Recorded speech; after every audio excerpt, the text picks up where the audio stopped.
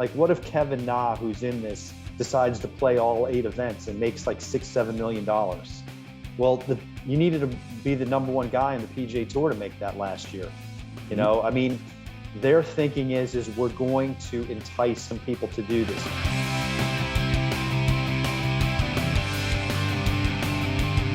It is an unprecedented time in professional golf and the PGA Tour. So I wanted to reset and just kind of get an idea of where everything stands with the PGA Tour and LIV Golf. And Bob Harig, SportsIllustrated.com, you've been all over this, not only breaking news, but also being on top of everything going on with LIV. So I'm really happy to have you on here today. Thanks for having me. Appreciate it. Yeah, so I got to start with Dustin Johnson. The news is surprising, obviously, to everybody. Is it the name of Dustin Johnson that has all of us in an uproar? Or could it have been Sergio Garcia, who got $100 million, $125 million, and it still becomes a concern for the PGA Tour? Did DJ's name matter? I think it did because he's younger, a younger guy than Sergio. He's more prominent right now. He's 13th in the world. He just recently slipped out of the top 10. He's really been a top 10 player for, the last 10 years. And there's no reason why he couldn't get back in there. So he just won the Masters 2 years ago. So yeah, I think from their standpoint, it's a little bit more concerning, but frankly, all those guys are concerned. I mean, look, there's a handful of major championship winners: Sergio, Schwartzel, Louis Oosthuizen. Those guys all play the PGA Tour. It's not so much necessarily the names as it is the fact that you've got some guys with prominence and who might cause others to look at them and say, wow, if they're doing it, why don't I do it?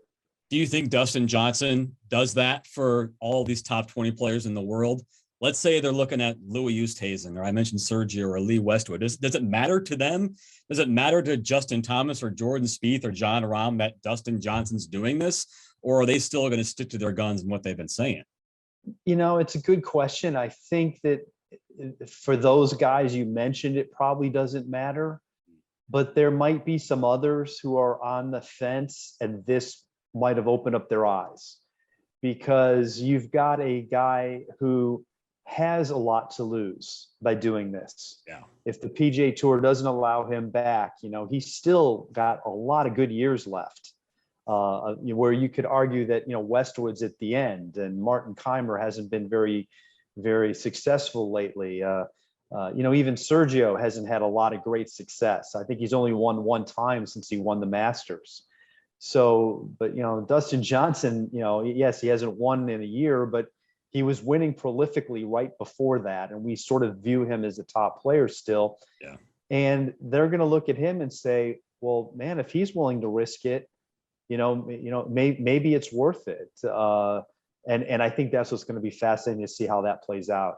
Does it all come down to what they want or care their legacy to be? Because it's clear that DJ marches to his own drum, doesn't care to answer anything or give any input on anything, which is really not the case for most PGA Tour players.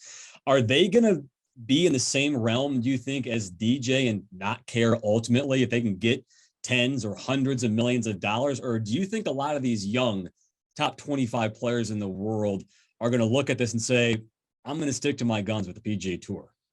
Yeah, it's an interesting dilemma, because, Tiger's the one who brought up the idea of legacy. Of course, his legacy is already established. But if you're a young guy, are you going to establish a legacy playing these LIV events? I mean, are we going to keep track of them? I mean, is it going to matter if you win 5 of them? I think you have to have a crystal ball, and that crystal ball is pretty hazy. Like, what's going to be the situation in 5 years? Is this going to take hold? I liken it to, people of a certain age might remember back to when the USFL came along, and they were able to get some high profile players: Herschel Walker, Doug Flutie, Jim Kelly, Steve Young. These are, names that football fans know. Do we count their records as part of their career? I mean, we really don't. We count their NFL records. So, the PGA Tour is where the legacies are established.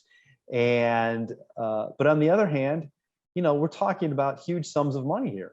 I mean, astronomical. I mean, forget what is being reported that Dustin Johnson is getting, just to sign on. There's tons of money to be made just by playing these events. If he has any success at all out there, you're talking about 8, 10, $12 million a year. That's easily a possibility to be made, which will only get bigger. Because Greg Norman keeps throwing out these astronomical numbers, and not only just for the events, but does the money add up? Do we have any idea if this is an endless pool? I know it's hundreds of billions of dollars of Saudi money that they're taking it from, but let's say DJ in their best case scenario is one of 15 top players that they have. Mm-hmm. Do they have the money to pay 15 top players $100 million on top of all the events that they want to give them money for from now to the end of time? I mean, to me, that doesn't seem realistic. Is there a money ceiling here? I mean, even somebody with unlimited funds has a breaking point, right? And the PIF, the Public Investment Fund, Saudi Sovereign Wealth Fund, mm-hmm. It got a vast amount of money. $500 billion is what's reported to be part of that. It's an investment fund. It's continually being enhanced, and some of the funds are used for their interests, but they've got people that that's their careers building that fund, investing in companies all around the world, getting a return, and it's built up to that level. So when you look at it that way, could they throw $10 billion at this, say over the next 5 years, 20 billion? Yeah, probably. Okay, because it seems like they have to. Yeah, I mean, because there's not going to be a return in the short term. There's not going to be money to be made short term. Yeah, they're going to sell some tickets. They're going to sell some sponsorships and corporate hospitality. It won't come close to paying the bills. Because they're not going to have a big TV or media contract at the beginning.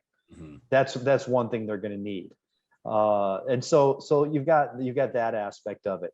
But they might not be in this to make money. If they can just lose a little bit of money in time, they might be okay with that, because that's sort of their goal. Their goal is to build a golf tour. People have used the sports washing term. I don't see that happening in the short term, but I think that could be their big play, long range goal. To use this to enhance their image in Saudi Arabia, and if they're in it for the long haul, then certainly, they can withstand it. I mean, these numbers sound outrageous, but to them, and the other thing is, it's not one person's money. Like a Warren Buffett might draw the line, even as much money as he has, or a Bill Gates, or a Mark Cuban. It is a fund of money, and it's not really an investor, an individual investor. And I'm sure their goal is to attract those kinds of investors in time, but they're going to want to see it get some legs first. And realistically, you just kind of answered this.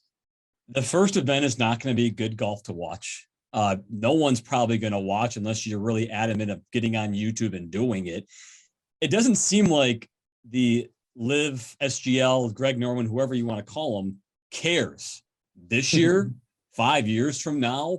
When do you think they would care about making money in the future? Because right now it's not going to be any good, but they don't seem to mind. Yeah, I mean, it's not going to be what they at one time had envisioned, which was to have a lot of the top players involved. They were thinking they would have a handful of guys. As it is right now, they've got two of the top 20. There's the thought they might get Phil Mickelson still. They've got, I think, six or eight. Yeah, they've got 6 left, but those are 5 of them are earmarked for a tournament in England of guys that most people won't know. But they've, I think they've attracted 14 or 15 of the top 100. That wasn't their goal. Their goal was to have, 30 of the top 100. So they're playing the long game. They're going to throw this out there. They want people to see how much money. Like, what if Kevin Na, who's in this, decides to play all 8 events and makes like $6-7 million? Well, you needed to be the number 1 guy in the PGA Tour to make that last year. You know, I mean, their thinking is we're going to entice some people to do this. You see, they've got some young players involved. Those guys might become names at a point in time.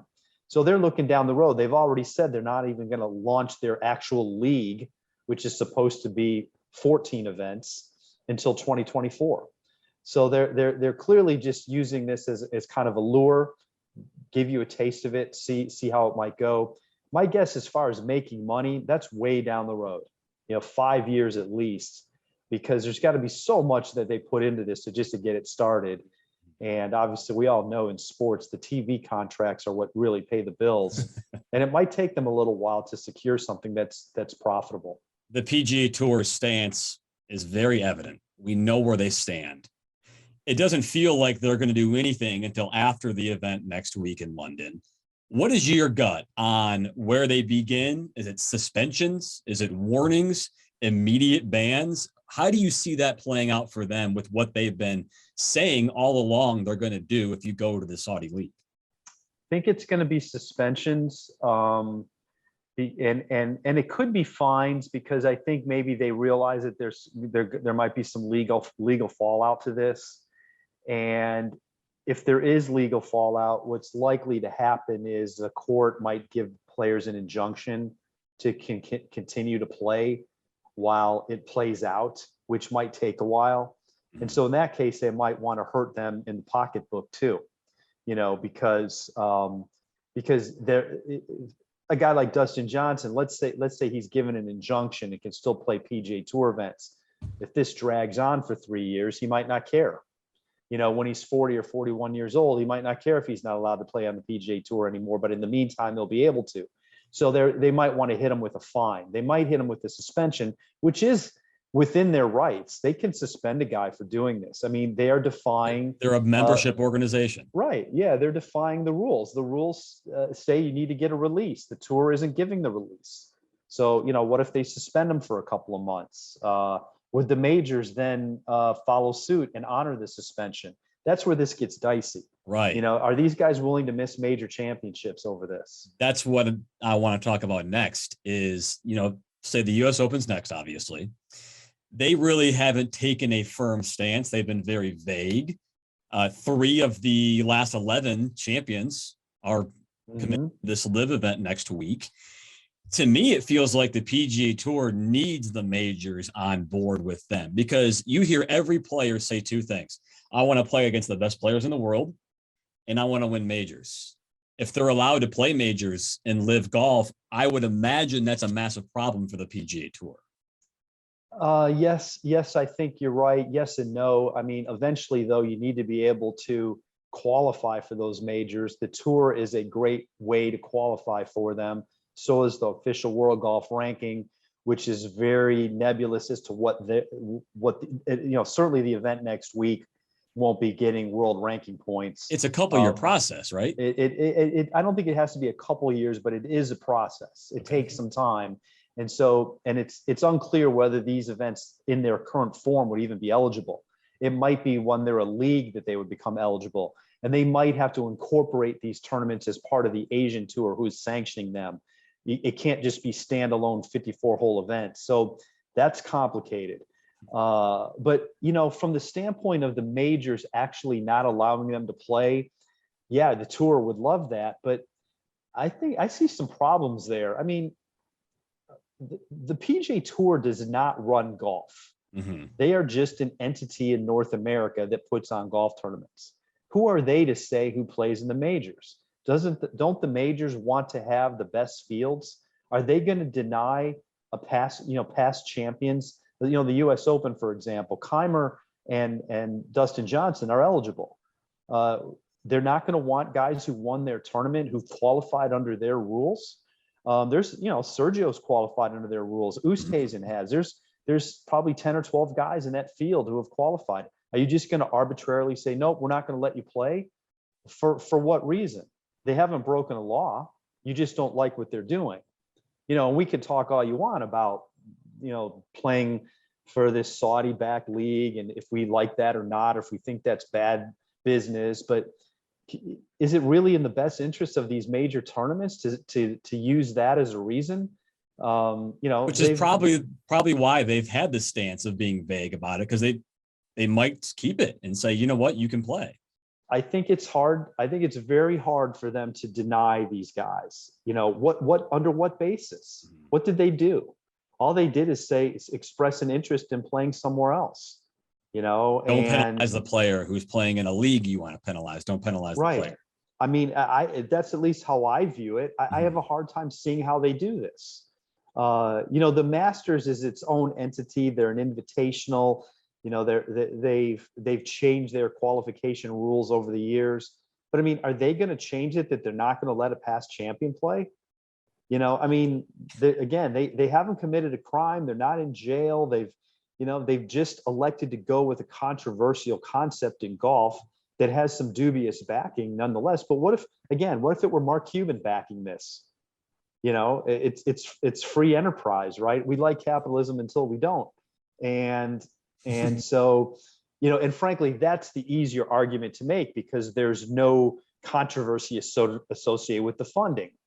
It's easy to go back on this because it's backed by a fund that's led by a regime that we don't like and that we have issues with. I get that completely. But, there's a lot of whataboutism in the world. Saudi has a lot of sporting events. They have tennis tournaments, F1 events. They do have an annual golf tournament. Right, which they're granted releases for the PGA Tour. Yeah, right. So I just think it's a very complicated issue, not quite as cut and dry as some people are wanting to make it. Lastly here, let's say that Greg Norman gets everything to fall into his lap, exactly like DJ did. Best thing that could have happened to him. Let's say the majors let you play in the LIV and official world golf rankings eventually count sometime relatively soon. Does it still all come down to what all these PGA Tour superstars want to do? Can they survive on a model long-term of getting the James Piotts? And Robert Garrigus isn't even in the field, which is comical because he was the first one who wanted a release. Can they survive on that? Or is it contingent on getting so many of these PGA Tour players to get on board? They're going to need to have a good number of top players, I think, for long-term for it to be viable. Because the newness of it, the curiosity factor of it will wear off if you don't have some of those guys. And if these guys are not competing in majors, then I think it will die off. It will have no impact. Why would we care about it? Mm-hmm. Because eventually they're not going to be able to get into majors and it's these 54 hole events and only, their goal is to have 14 of them. Is that going to be compelling enough? Their goal at first was to get a big number of the top ranked guys. I think if they can get a handful over time, they really also probably need to find a way for it to work with the PGA Tour. That looks almost impossible right now. The PGA Tour wants no part of it. But if they were to come up with a system where maybe they only had 10 events and you could play both, first of all, from a legal standpoint, I think their concept makes more sense. Because if you're a PGA Tour member and say, look, I have no intention of not playing on the PGA Tour, I'll play my 15 events there. But I want to play 10 over here. And legally, will I be allowed to? So that's 25 events a year, throw in a Ryder Cup and a President's Cup, 26. That's doable. But I don't think 14 and 15 is doable, not to do both. And clearly right now, the tour is going to make you choose one or the other. If this league has any kind of relative success, do you see the PGA Tour kind of adapting some new strategies and rules that make it more player friendly? Because the players who have been critical of the PGA Tour call it a monopoly and it's their way or the highway and they're greedy, whatever you want to call it, those people are saying. Do they change? Do they adapt the way they've been doing things for decades? I mean, the PGL, the Premier Golf League, which was like the first go at this, and then they split and LIV Golf became a different entity. Which is so confusing. Yeah, is actually proposing that. They're proposing that their events be part of the PGA Tour schedule. They would have these 48-player events with 54-hole tournaments and incorporate them into the schedule. And that way you're bringing together the top players Now their model right now is 18 events. Again, I don't think 18 works within the PGA Tour schedule. 12 might work because you're going to require these guys to play in them all. And then, you know, they're still going to want to play the Memorial, which is this week, and, you know, the Arnold Palmer and the Players Championship and the majors. You run out of weeks to play. So in that sense, yeah, they're trying. I mean, the PGA Tour has tried to fight back with some of these, you know, they've enhanced the FedEx Cup, this player impact program where they're giving money to the top 10 guys who, you know, move the needle the most. They have other incentive programs. They have a great pension plan that's very lucrative. But let's be honest, the pension plan is nowhere near as lucrative as what Dustin Johnson is going to be getting. You know, Dustin Johnson won't have in his pension what he might get out of this in 1 year. You know, so the pension plan is a great carrot to the average guy out there. It's a very nice sum of money that can be accrued over time. So, and, you know, that's part of what this is about. I think some of the players feel the tour could be doing more for the stars instead of spreading the wealth out among so many players over 40 some weeks. And that's why we're at this point. He's Bob Harig, SI.com. So much great insight here. We could have breaking news in the next day. We could have this be elongated for 15 years. We have no idea. Thanks for being with us. But at the end of the day, I think it feels like who's the next star to jump? And that just makes this even more intriguing. So thanks again, Bob. Absolutely. Thanks, Chris.